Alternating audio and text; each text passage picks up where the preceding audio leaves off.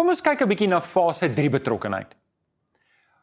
Miskien moet ons eers 'n opsomming gee van tree 5, wat fase 2 betrokkenheid was. Jy sal onthou, ons het gelees in Hebreërs 10 vers 24 tot 25.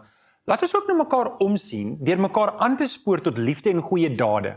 Ons moenie van die samekomste van die gemeente af wegbly, soos party se gewoonte is nie, maar mekaar eerder aanmoedig om daarheen te gaan, en dit des te meer na mate julle die oordeelsdag sien naderkom.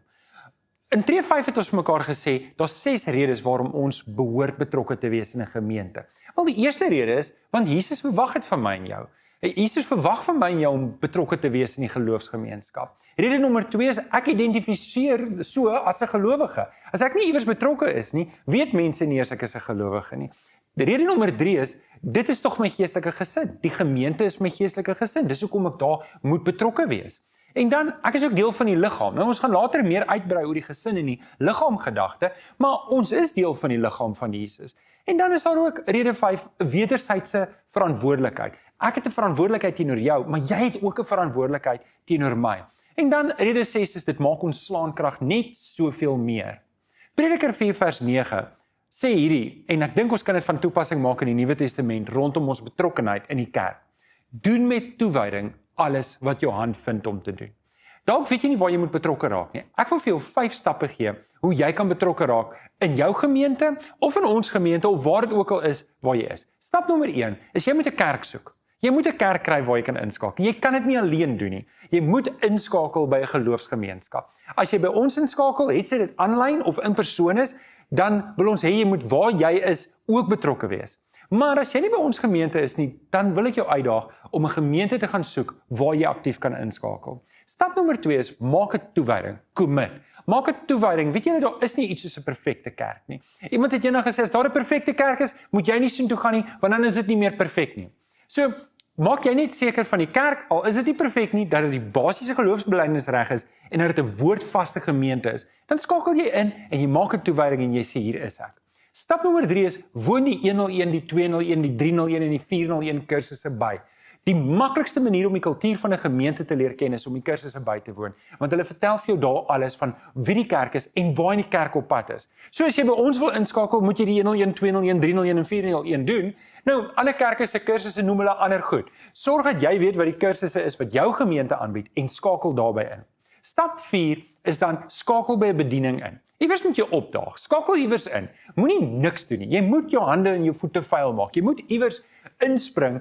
Ek dink so aan die woorde van Big Weld van Robots, wat vir my altyd so inspireer, waar hy sê, see a need, fill a need. En net so moet jy in die kerk van Jesus rondloop en jy moet kyk, waar is daar 'n behoefte en gaan spreek dit aan, word betrokke.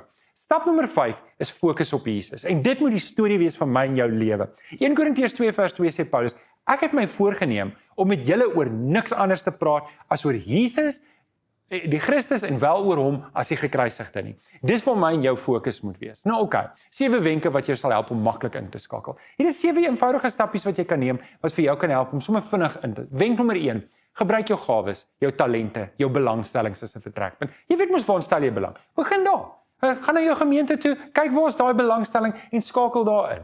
Die tweede wenk is eksperimenteer. Moenie, ek dink baie mense skakel net nie in nie want hulle is bang, hulle teken 'n lewenslange toewyding. Maar in die begin, gaan skakel iewers in, gaan probeer iets uit, gaan bedien koffie, gaan groet die mense, gaan was die badkamers, gaan was die karre, gaan sny die dominee se gras. Ek weet nie wat jy het om te doen nie, maar gaan doen net iets en gaan eksperimenteer en doen 2 of 3 goed. Wenk nommer 3 is daag op. Dit is die belangrikste ding. Daag net op en maak seker, daag 15 minute vroeg op. As jy weet daar's iets wat gedoen moet word, daag 10 minute vroeg op. Moenie laat opdaag nie, want as die werk klaar gedoen, sê wat help dit dan nou? Nee, daag vroeg op. En dan natuurlik wees getrou. Moenie dan opdaag en dan nie opdaag nie. Sê vir jouself, ek gaan vir die volgende 3 maande hierdie bediening uitprobeer. Ek gaan betrokke raak. Ek gaan vir die leier van daai bediening sê, luister, ek gaan vir die volgende soveel weke by jou inskakel. Ek wil kyk of dit werk of dit is wat die Here my wil gebruik. Maar dan is jy getrou. Jy daag elke week op. En wenk nommer 5 is wees nederig. Ek dink baie keer dan is ons baie vol van onsself en dalk het jy 'n doktersgraad in ek weet nie chemie. Dalk het jy 'n groot werk en jy ry dalk 'n groot BMW, ek weet nie. Maar wanneer dit by die werk van die Here kom, moet jy nederig wees. Kathy Viljoen is 'n geestelike sanger wat my so bemoedig en inspireer het. Sy het 'n baie mooi stem en sy het regtig goed gedoen in die musiekbedryf as 'n Christen vroue sanger. Maar hoe sy begin het, is sy het by jou predikant opgedaag en gesê, sy wil betrokke raak. En die predikant het nie geweet sy het hierdie gawe om te sing nie. En toe sê die predikant vir haar, wel, ons het iemand nodig om die toilet te was, die vroue toilette skoon te maak. En sy was so verontwaardig dat sy dit moet doen, maar sy het voor die Here gesê, Here, U werk aan my nederigheid. En sy het daar ingeskakel en om nederig te wees is 'n baie goeie plek. Want weet jy wat, as ek en jy, Jakobus sê dit, as ons onsself verlaag voor die Here, sal hy ons optel. En op die einde van die dag, ons wil nie hê mense moet ons optel nie, ons wil hê die Here moet ons optel. Wenk nommer 7 is bied ondersteuning. Bied ondersteuning. Bied ondersteuning. Dis 'n baie maklike manier. Almal van ons het ondersteuning nodig. Niemand van ons hou daarvan as ons voel ons moet agterdogtig wees oor hierdie persoon, gaan hy ons help, gaan ons nie help nie, het hy ander agendas. As jy opdaag, sê vir iemand, hoor ek is hier om jou te ondersteun. Wat kan ek doen om jou te help? Gaan na die leier toe, sê vir hom, ek wil vir jou help. Hoe kan ek jou help? En dan wenk nommer 7 in jou eie tyd en jou persoonlike tyd. Bid vir die leier, bid vir die onderleier, bid vir die mense wat deel is van daardie bediening. Sien, ek wil vir jou help om in te skakel by die geloofsgemeenskap. Dis waar hierdie tree gaan. En ek wil jou uitdaag, moenie aanbeweeg na die volgende tree toe, voordat jy nie daadwerklike poging aangewend het om jou eie talente en gawes aan te wend in die koninkryk van die Here nie. Kyk waar se behoefte en begin daar. Ek wil graag van jou hoor. Waar is jy betrokke? Wat doen jy? Stuur vir my 'n e-pos en maak kontak met ons. Ons wil graag van jou hoor en vir jou help. Dalk weet jy nie waar jy moet betrokke raak nie. Maak kontak. Ons gaan vir jou help om 'n plek te soek waar jy kan betrokke raak.